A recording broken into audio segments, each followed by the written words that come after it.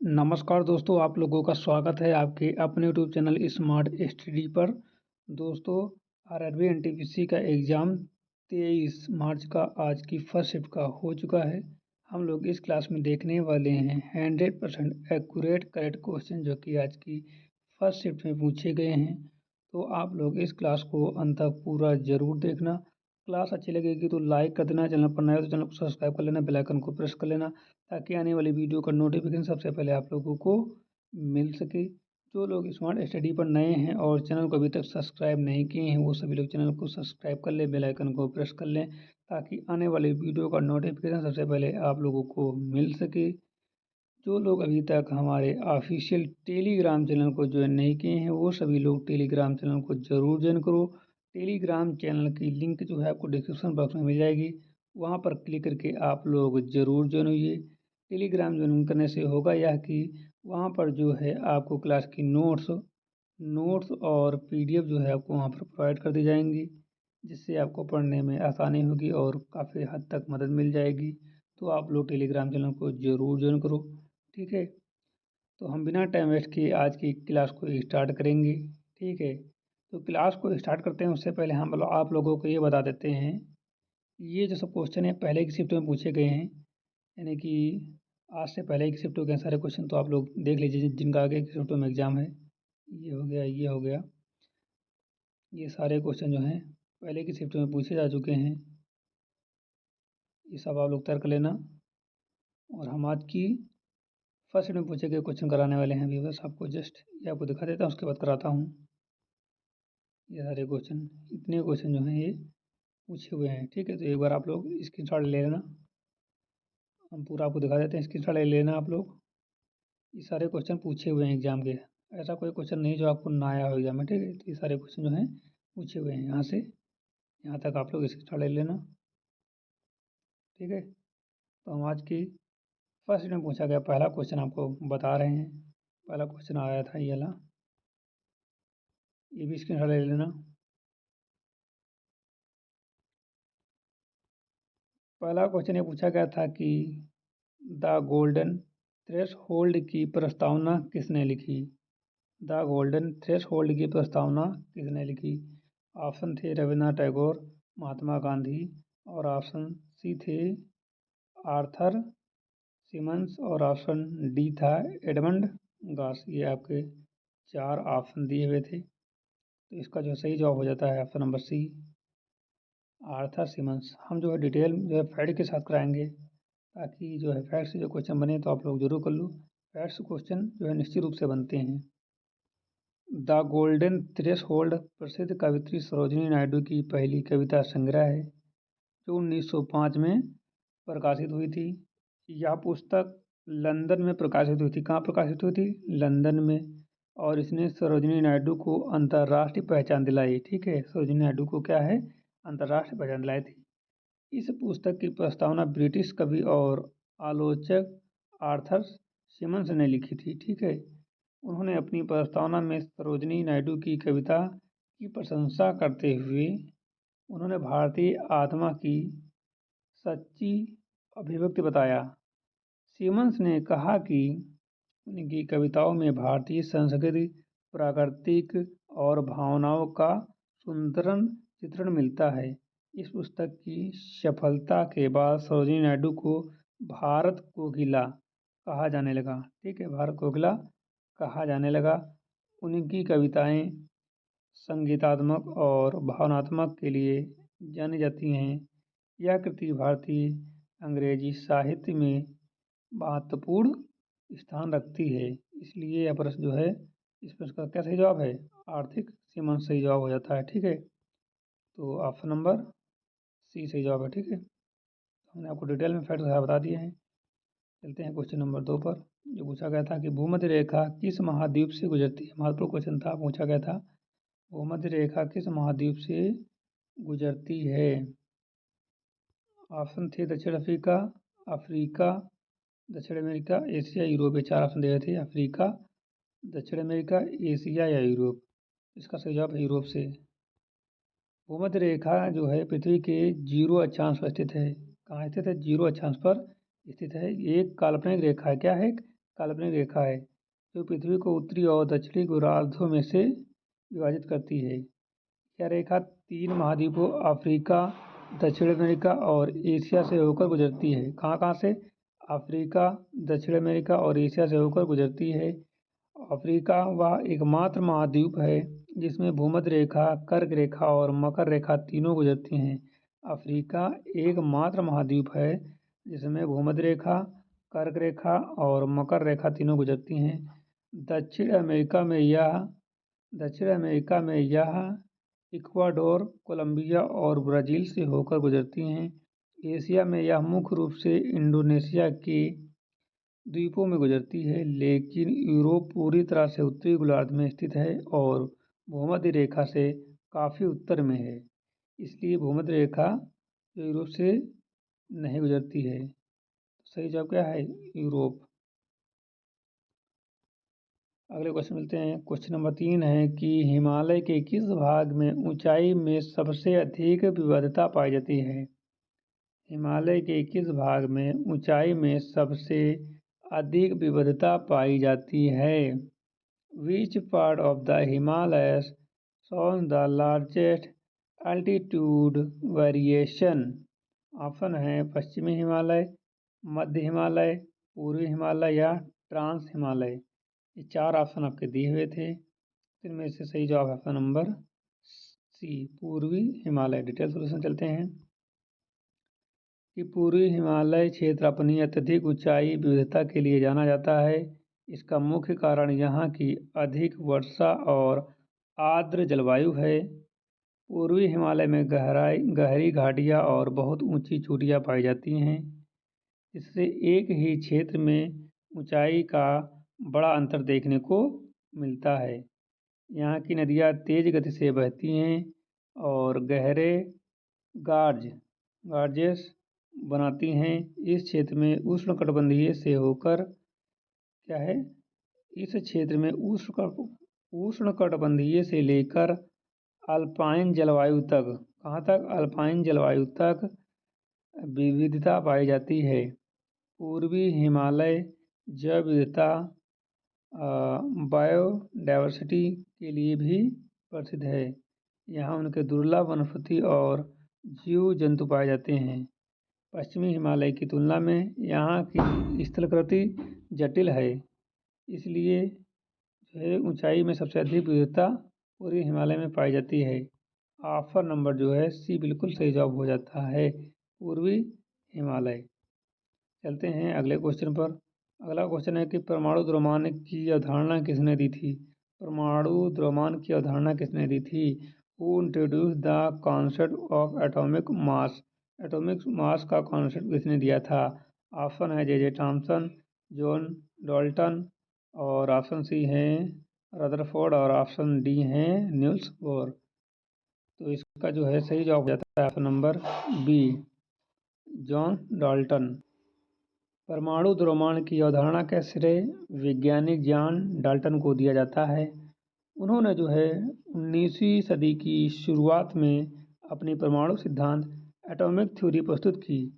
Dalton के अनुसार प्रत्येक तत्व छोटे छोटे कणों से मिलकर बना होता है। ठीक है, छोटे छोटे कणों से मिलकर बना होता है जिन्हें परमाणु कहा जाता है। उन्होंने यह भी बताया कि प्रत्येक तत्व के परमाणुओं का एक निश्चित द्रव्यमान होता है। इसी आधार पर उन्हें सापेक्ष परमाणु द्रव्यमान की अवधारणा विकसित की। डाल्टन का सिद्धांत रसायन विज्ञान के विकास में एक महत्वपूर्ण कदम था। बाद में उन्हें वैज्ञानिकों ने इसे और विकसित किया। जे थॉमसन ने इलेक्ट्रॉन की खोज की, रदरफोर्ड ने नाभिक की खोज की और बोहर्स ने जो है ऊर्जा स्तरों का सिद्धांत दिया। इसलिए लेकिन परमाणु द्रव्यमान मूल अवधारणा डाल्टन द्वारा दी गई। किसे? डाल्टन द्वारा दी गई। मूल अवधारणा किसे? डाल्टन द्वारा दी गई थी। Option number B. ठीक है, अगले क्वेश्चन मिलते हैं। अगला क्वेश्चन है राज्य विधानसभा का सदस्य बनने के लिए न्यूनतम आयु क्या है? राज्य विधानसभा का सदस्य बनने के लिए न्यूनतम आयु क्या है? Minimum age to become a member of state legislative assembly के लिए मिनिमम एज क्या होनी चाहिए? 18, 21, 25 या 30? तो सही जवाब है 25 वर्ष। भारतीय संविधान के अनुच्छेद 173 के अनुसार राज्य विधानसभाओं का सदस्य बनने के लिए न्यूनतम आयु 25 वर्ष निर्धारित की गई है। इसका उद्देश्य यह सुनिश्चित करना है कि उम्मीदवार परिपक्व और जिम्मेदार हो। भारत में मतदान की न्यूनतम आयु 18 वर्ष है, लेकिन चुनाव लड़ने के लिए अधिक आयु की आवश्यकता होती है। पंचायत और नगर पंचायत चुनाव के लिए यह आयु 21 वर्ष होती है। राज्यसभा और विधान परिषद के लिए न्यूनतम आयु 30 वर्ष निर्धारित की गई। यह आयु सीमा लोकतांत्रिक प्रणाली में अनुभव और समझ के महत्व देने के लिए रखी गई है। इसलिए विधानसभा सदस्य बनने के लिए 25 वर्ष न्यूनतम आयु होनी चाहिए। ऑप्शन नंबर जो है सी बिल्कुल सही जवाब है। ठीक, ऑप्शन नंबर सी बिल्कुल सही जवाब है। अगले क्वेश्चन चलते हैं। अगला क्वेश्चन है कि WHO ट्रेडिशनल मेडिसिन समिट 2025 कहाँ आयोजित होगा? महत्वपूर्ण प्रश्न है। गांधीनगर, नई दिल्ली, बेंगलुरु या वाराणसी? ये 4 ऑप्शन दिए हुए थे। तो WHO ट्रेडिशनल मेडिसिन समिट 2025 का आयोजन जो है वो हो चुका है नई दिल्ली में। Option number B. ठीक है, नई दिल्ली में। कर्ण क्वेश्चन है, इसलिए कर्ण के साथ आंसर भी है। देखो, WHO ट्रेडिशनल मेडिसिन समिट 2025 का आयोजन भारत की राजधानी नई दिल्ली में किया जाएगा, यानी कि हो चुका है। यह सम्मेलन जो है 17 से 19 दिसंबर 2025 तक हुआ था और इसका आयोजन भारत सरकार के आयुष मंत्रालय और विश्व स्वास्थ्य संगठन WHO द्वारा संयुक्त रूप से किया गया है। ठीक है, किसके द्वारा किया गया है? ये जो किया गया है इसका आयोजन भारत सरकार के आयुष मंत्रालय और विश्व स्वास्थ्य संगठन द्वारा किया गया है, यानी WHO द्वारा। और इस सम्मेलन का उद्देश्य जो है पारंपरिक चिकित्सा प्रणालियों के वैश्विक स्तर को बढ़ावा देना है। इसमें आयुर्वेद, यूनानी, सिद्ध और अन्य पारंपरिक चिकित्सा पद्धतियों पर चर्चा की जाएगी। सम्मेलन का मुख्य विषय स्वास्थ्य और कल्याण की संतुलित करना है। यह आयोजन भारत के लिए अंतर्राष्ट्रीय स्तर पर एक महत्वपूर्ण अवसर है। इससे भारत का पारंपरिक चिकित्सा जो है प्रणाली वैश्विक पहचान मिलेगी। पारंपरिक चिकित्सा प्रणाली को जो है पहचान मिलेगी वैश्विक रूप से। तो ऑप्शन नंबर जो है इसका बी बिल्कुल सही जवाब है, नई दिल्ली में। ठीक है, हो गया है आयोजित। अगला क्वेश्चन है भारत के दक्षिण में स्थित 2 द्वीप राष्ट्र कौन से हैं? भारत के दक्षिण में स्थित 2 द्वीप राष्ट्र कौन हैं? Which of the island nation to the south of India? Sri Lanka और मालदीव, श्रीलंका और इंडोनेशिया, मालदीव और म्यांमार, बांग्लादेश और श्रीलंका। भारत के दक्षिण में स्थित 2 द्वीप राष्ट्र कौन हैं? श्रीलंका मालदीव है, श्रीलंका इंडोनेशिया है, मालदीव म्यांमार है और बांग्लादेश श्रीलंका है दक्षिण में। तो श्रीलंका और क्या है? Maldives. Option number A. Bharat के दक्षिण में हिंद महासागर में 2 प्रमुख द्वीप राष्ट्र स्थित हैं। एक तो है श्रीलंका, दूसरा है मालदीव। श्रीलंका भारत के दक्षिण पूर्व में स्थित है और यह पाक जलडमरू मध्य द्वारा भारत से अलग होता है। यह देश ऐतिहासिक और सांस्कृतिक रूप से भारत से जुड़ा हुआ है। मालदीव भारत के दक्षिण पश्चिम में स्थित है। कहाँ स्थित है? दक्षिण पश्चिम में स्थित है और यह छोटे छोटे द्वीपों का समूह है। यह लक्षद्वीप के दक्षिण में स्थित है। दोनों देश भारत के महत्वपूर्ण समुद्री पड़ोसी हैं। इन देशों के साथ भारत के व्यापारिक और सामरिक संबंध में महत्वपूर्ण हैं। सही उत्तर क्या है? श्रीलंका और मालदीव है। जिन बच्चों ने ऑप्शन नंबर ए लगाया है उनका सही जवाब है। ठीक है, श्रीलंका और मालदीव भारत के दक्षिण में स्थित 2 राष्ट्रीय द्वीप, श्रीलंका और दक्षिण Africa. Which are the island nation to the south of India which are the island nations of the south of India, तो ये है श्रीलंका और मालदीव। ठीक है, अगला क्वेश्चन है न्यायिक पुनरावलोकन की शक्ति किस अनुच्छेद के अंतर्गत आती है। न्यायिक पुनरावलोकन की शक्ति किस अनुच्छेद के अंतर्गत आती है। ऑप्शन है judicial review comes under which article. Option है 14, 32, 44, 153। इसका सही जवाब है ऑप्शन नंबर बी, 32। देखो, भारतीय संविधान में न्यायिक पुनरावलोकन यानी कि जजिकल रिव्यू की शक्ति जो है न्यायपालिका को दी गई है, और यह शक्ति मुख्य रूप से अनुच्छेद 32 के अंतर्गत आती है, जिसमें संवैधानिक उपचारों का अधिकार कहा जाता है। इसके तहत नागरिक अपने मौलिक अधिकारों के उल्लंघन होने पर मौलिक अधिकार के उल्लंघन होने पर सीधे सर्वोच्च न्यायालय जा सकते हैं। कहाँ जा सकते हैं? सीधे सर्वोच्च न्यायालय जा सकते हैं, और न्यायालय किसी भी ऐसे कानूनी आदेश को असंवैधानिक घोषित कर सकता है जो संवैधानिक रूप से संविधान के विरुद्ध हो या लोकतंत्र की रक्षा के लिए अत्यंत महत्वपूर्ण है।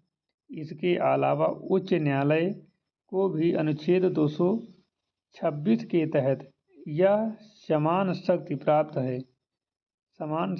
है। न्यायिक पुनरावलोकन की अवधारणा अमेरिका के संविधान से ली गई। कहाँ से? अमेरिका के संविधान से ली गई है। यह संविधान की सर्वोच्चता को बनाए रखने में क्या है? महत्वपूर्ण भूमिका निभाता है। ठीक है, एक बार फिर से देख लीजिए।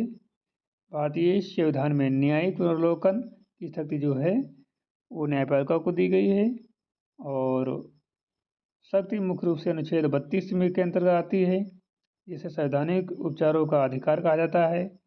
इसके तहत नागरिक अपने मौलिक अधिकारों के उल्लंघन होने पर सीधे सर्वोच्च न्यायालय जा सकते हैं, और न्यायालय किसी भी ऐसे कानून या आदेश को असंवैधानिक घोषित करता है। क्या कहता है? असंवैधानिक घोषित कर सकता है जो संविधान के विरुद्ध हो या लोकतंत्र की रक्षा के लिए अत्यंत महत्वपूर्ण है। इसके अलावा उच्च न्यायालय को भी अनुच्छेद 226 के तहत समान शक्ति प्राप्त है, और न्यायिक पुनरावलोकन की अवधारणा अमेरिका की संविधान से ली गई है। यह संविधान की स्वच्छता को बनाए रखने में महत्वपूर्ण भूमिका निभाता है। ठीक है, तो इसका सही जवाब हो जाता है ऑप्शन नंबर बी। ठीक है, आर्टिकल 32 सही जवाब हो जाता है।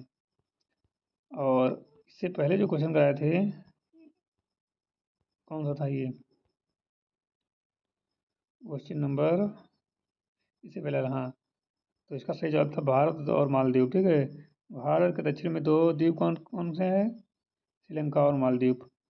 और अगला ये क्वेश्चन था कि WHO ट्रेडिशनल मेडिसिन समिट 2025 का आयोजन कहाँ हुआ? तो नई दिल्ली में हुआ है। कहाँ हुआ है? नई दिल्ली में हुआ है। 17 से 19 दिसंबर के बीच, ठीक, 2 दिन हुआ था। और अगला क्वेश्चन था ये कि राज्य विधानसभा का सदस्य बनने के लिए न्यूनतम आयु क्या होनी चाहिए? तो ये होनी चाहिए 25 वर्ष। कितनी होनी चाहिए? 25 वर्ष न्यूनतम आयु होनी चाहिए, 25 ईयर्स। ठीक है, और अगला क्वेश्चन ये था कि परमाणु द्रव्यमान की अवधारणा किसने दी? Who introduce the concept of atomic mass? तो ये जो थे जॉन डाल्टन ने दिया था। किसने? जॉन डाल्टन ने दिया था। ऑप्शन नंबर जो है बी सही जवाब है। और एक क्वेश्चन में कराया कि हिमालय के किस भाग में ऊंचाई में सबसे अधिक विविधता पाई जाती है? तो हमने आपको बताया था ये पाई जाती है पूर्वी हिमालय। कहाँ पाई जाती है? पूर्वी हिमालय। ऑप्शन नंबर सी जो है बिल्कुल सही जवाब है, ये बताया हमने। और एक क्वेश्चन और ये बताया था ये वाला कि भूमध्य रेखा किस महाद्वीप से गुजरती है? ये हमने आपको बताया। तो ये जो गुजरती है एशिया से गुजरता है। ठीक है, तो आज की क्लास में बस इतने ही क्वेश्चन हमने आपको कराए हैं। इतने क्वेश्चन को मिले हैं। अगर आपको क्लास अच्छी लगी हो तो लाइक कर देना, लाइक कर देना। चैनल पर नए हो और चैनल को अभी तक सब्सक्राइब नहीं किया हो तो सभी लोग चैनल को सब्सक्राइब कर दो, बेल आइकन को प्रेस कर दो ताकि आने वाली वीडियो का नोटिफिकेशन सबसे पहले आप लोगों को मिल सके। जो लोग अभी तक हमारे ऑफिशियल टेलीग्राम चैनल को ज्वाइन नहीं किए हैं वो सभी लोग टेलीग्राम चैनल को ज़रूर ज्वाइन करो। टेलीग्राम चैनल की लिंक जो है आपको डिस्क्रिप्शन बॉक्स में मिल जाएगी, वहाँ पर क्लिक करके आप लोग ज़रूर ज्वाइन, ठीक है। टेलीग्राम चैनल की लिंक जो है आपको डिस्क्रिप्शन बॉक्स में मिल जाएगी, वहाँ पर आप लोग क्लिक होकर के ज़रूर ज्वाइन होइए, ठीक है। वहाँ पर आपको जो क्लास नोट आपको प्रोवाइड कर दी जाएंगी। तो मिलते हैं नई क्लास के साथ, तब तक के लिए जय हिंद।